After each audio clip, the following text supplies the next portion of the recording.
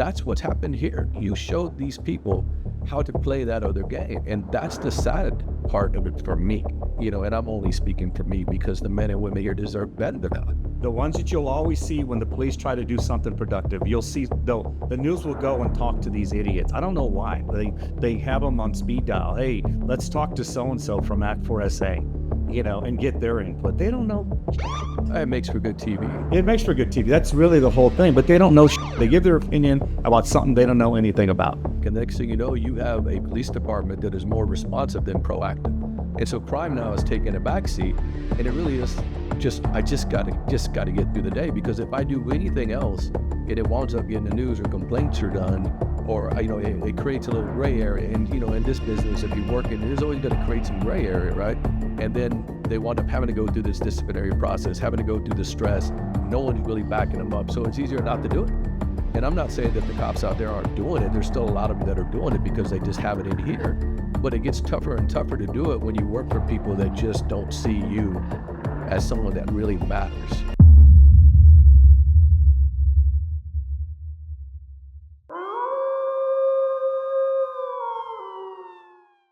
Blu Wolf Podcast. This episode of the Blu Wolf Podcast is brought to you by Blue Line Professional Inspections. Check out blinspections.net for all your inspection needs, including home inspection, wood-destroying insect inspection, sewer drain inspection, and on-site water treatment inspection. Blue Line is a first responder-owned business. Hey everyone, I'm Willie Cantu. Welcome to the Blu Wolf Podcast. This is going to be another good episode with my buddy here, David Sccepansky. As I mentioned before, y'all know my bio. David Sccepansky is a retired San Antonio Police Department captain. At one point, he was acting deputy chief. So he was in the Ivory Tower. What we call the Ivory Tower is the sixth floor for how long? About 6 or 7 months. 6 or 7 months. So he knows the back end of a lot of these things that we talk about. And I not that I really need to. We're both retired, which is why we can speak freely. We're actually envied by many that are still working, because we can speak freely now. Lots of officers are afraid of retaliation or being accused of talking disparagingly about the police department. I've always said, if I'm telling the truth and it sounds bad, then how is it disparaging? I mean, that's y'all's fault. Fix it. But nonetheless, I understand that. But I always feel like I have to say this little disclaimer, in a sense, that we do not have a bone to pick with anybody in particular. We both ended our careers gracefully and in a very good note was what I said. Maybe that's not the right word, but we had a fun career and very productive career. I believe, me, and I'm sure Dave thinks the same thing, that we did do a lot of good for the department, for the officers and the public. I think we represented the police department well, and we're the type of officers that the citizens of San Antonio expect and the department would like to have. Nothing was perfect. I think we went through some things that could be questionable, and a lot of it was just part of our journey, and we learned from those things, that we grew from that. Calling this 21st century police administrators policy: you can beat the rat, but you can't beat the ride. Now, that's an adage. It's an old SAPD adage that he and I heard when we started, right? Well, you probably heard it. Academy curriculum, really. Right. You probably heard it before because, you were probably more involved in law enforcement, or your family was before I was, but you can beat the rap, but you can't beat the ride.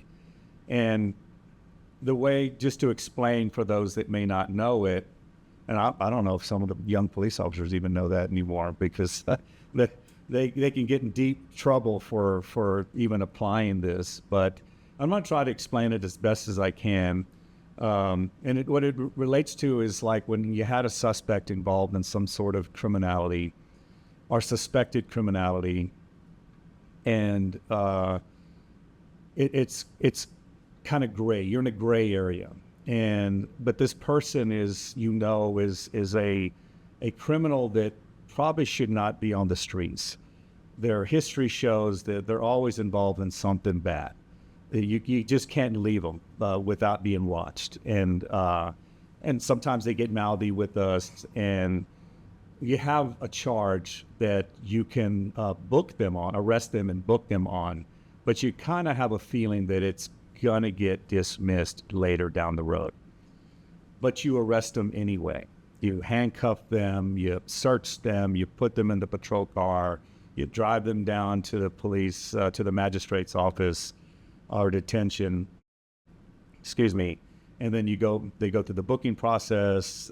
They may or may not get a bond. Of course, nowadays you're getting help with bonds.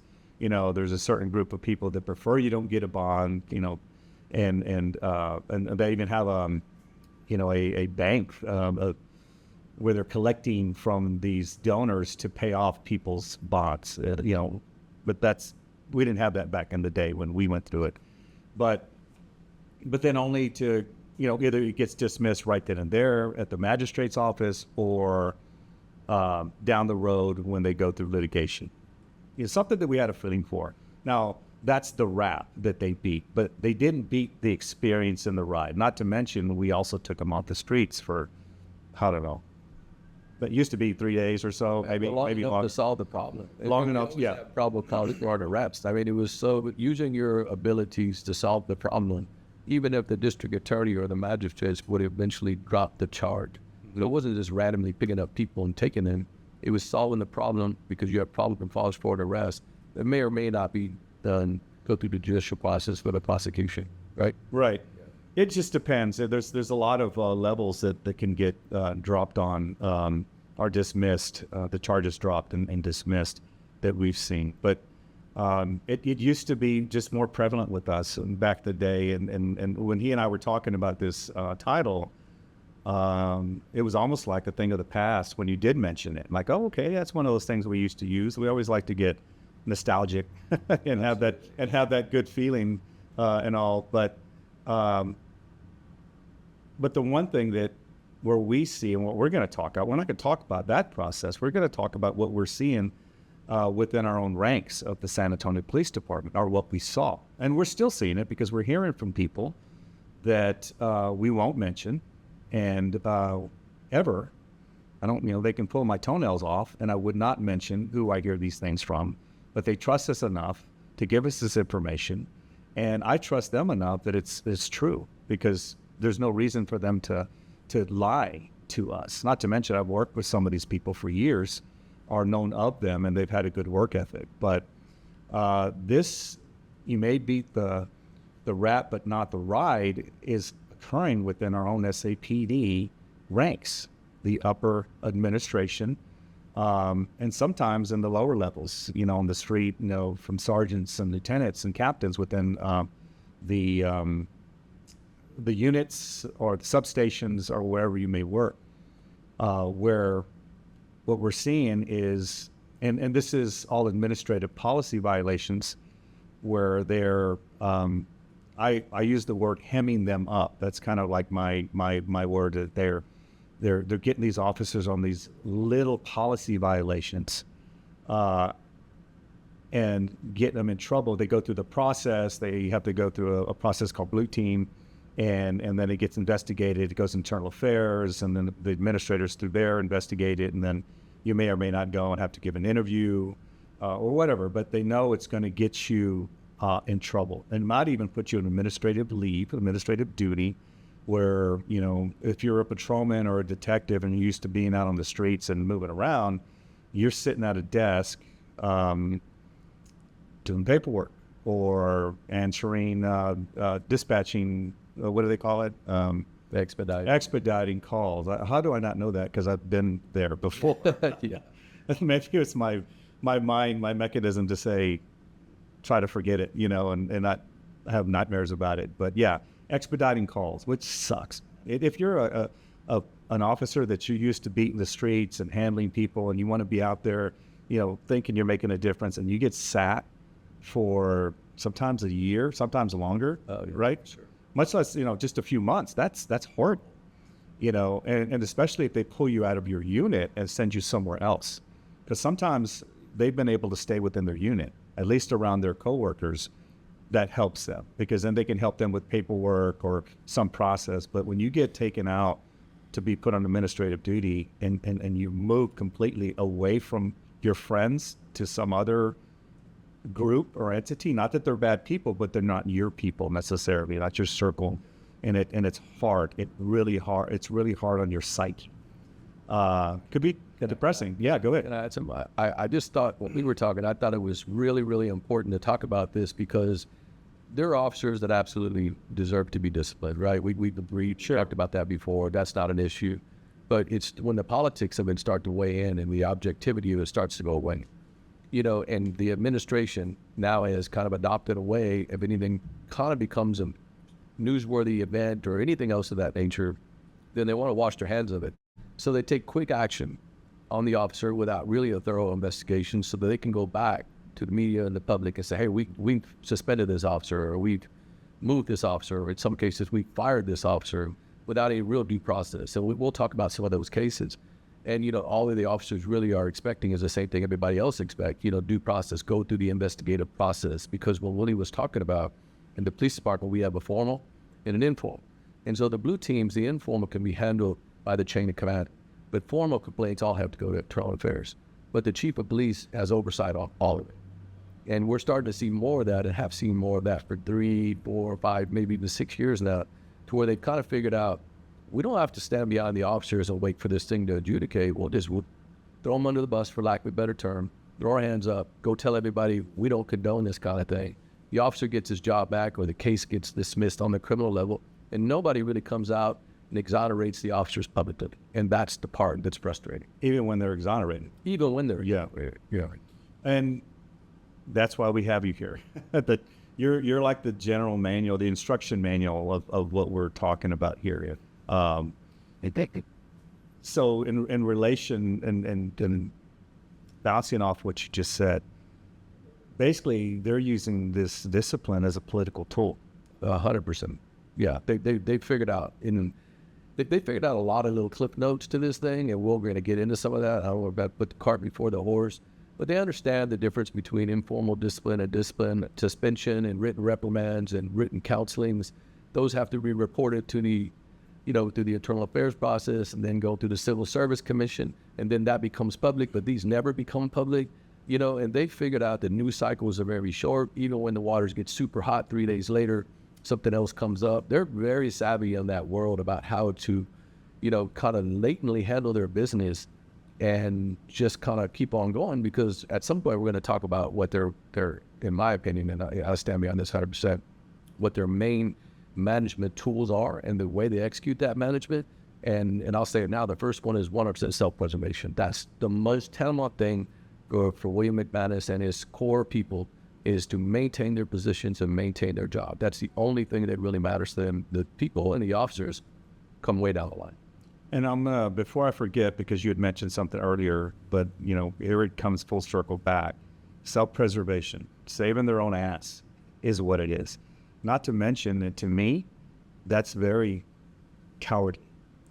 It's extremely cowardly, especially when you are, and we all started at the same level. Like, no one got hired in as a deputy chief, right? Except McManus, right? Well, he was chief. He was an appointee, but you and I, members, like, he was hired. Yeah. He was appointed. We came through the ranks. You started as a cadet, right? Like, he and I did together, but then you move up through the ranks. So you're homegrown, is what I'm saying. He's not.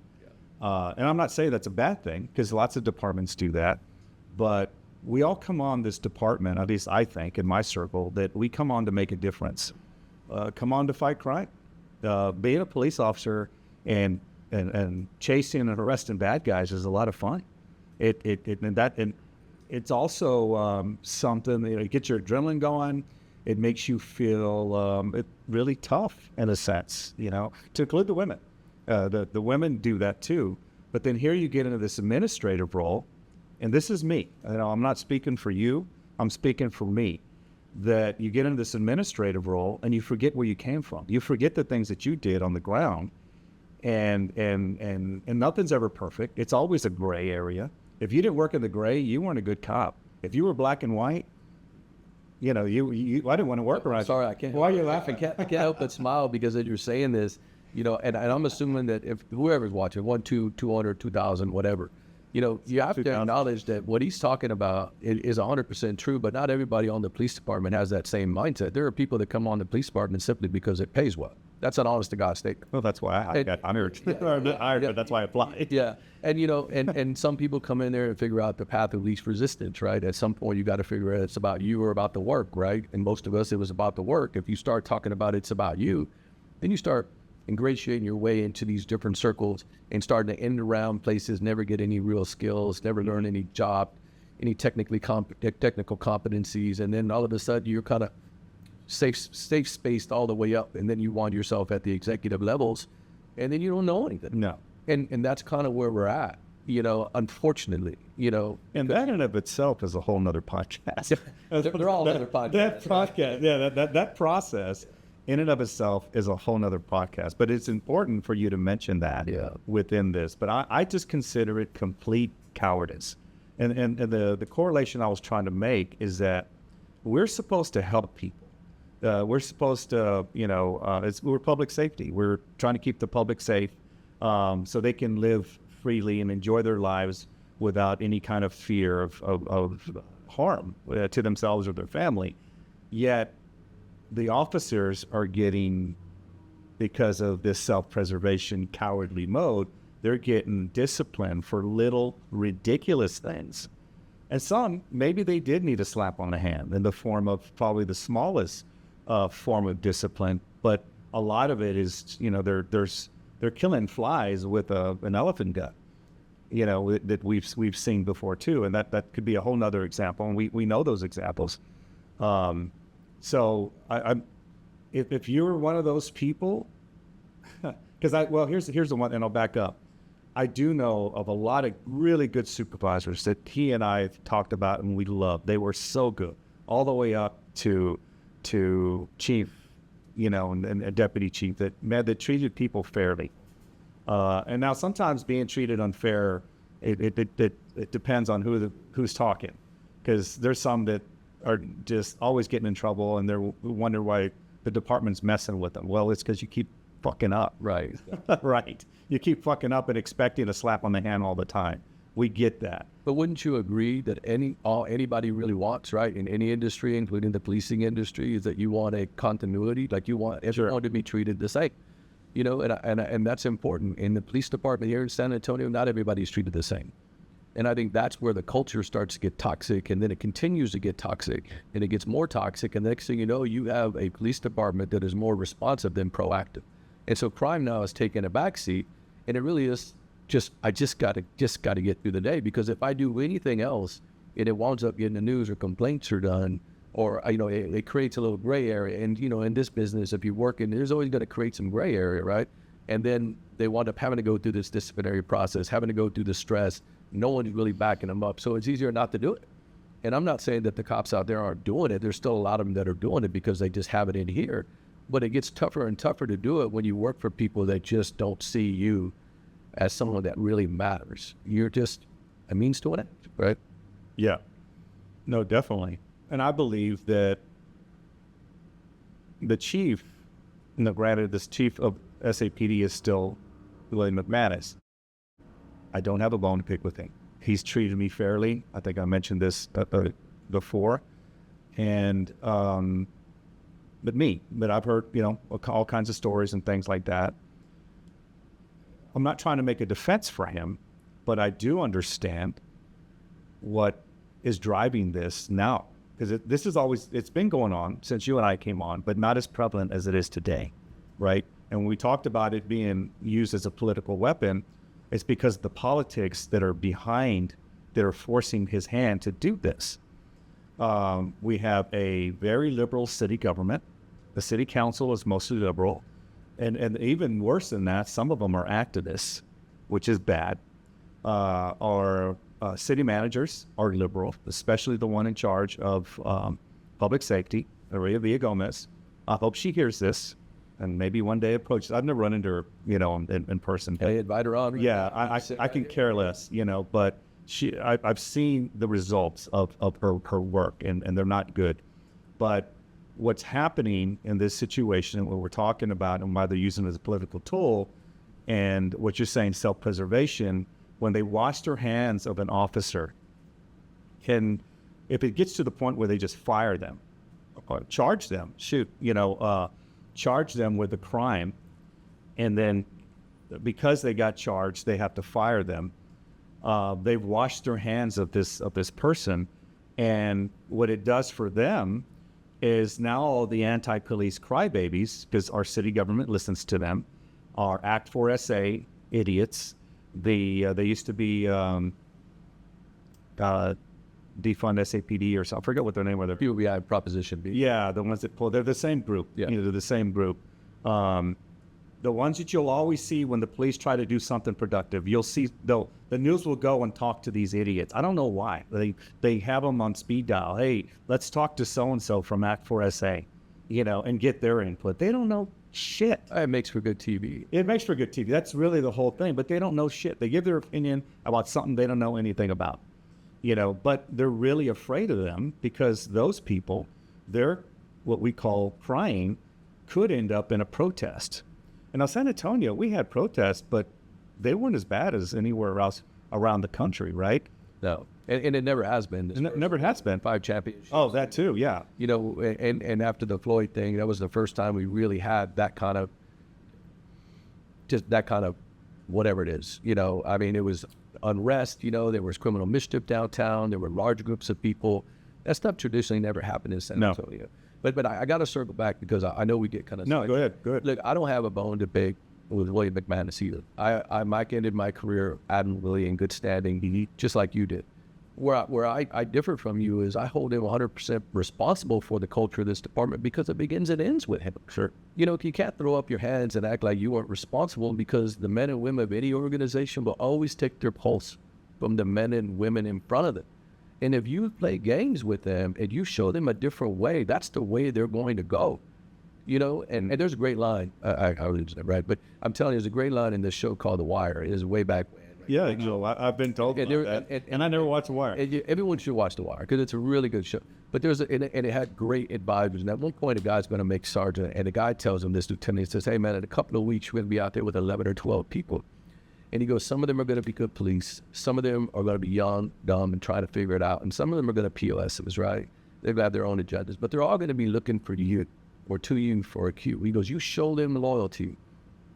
Like paraphrasing, you show them loyalty, they'll learn loyalty. You show them it's about the work, it'll be about the work. But if you show them some other game, they will play that other game. A couple of weeks from now, you're going to be in some district somewhere with 11 or 12 uniforms looking to you for everything.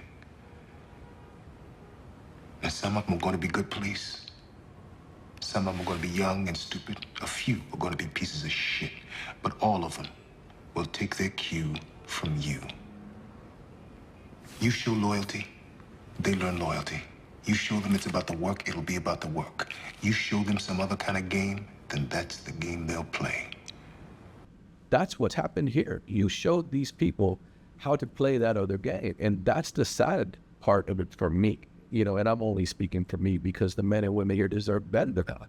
No, that makes total sense. I mean, you put it perfectly, that you have to lead by example. No, yeah. And if that example isn't good, well, then the rest of it, the followers either, and they have to follow, because you're the one that's their leader and guiding that process, I'd say. But no, that was a good point.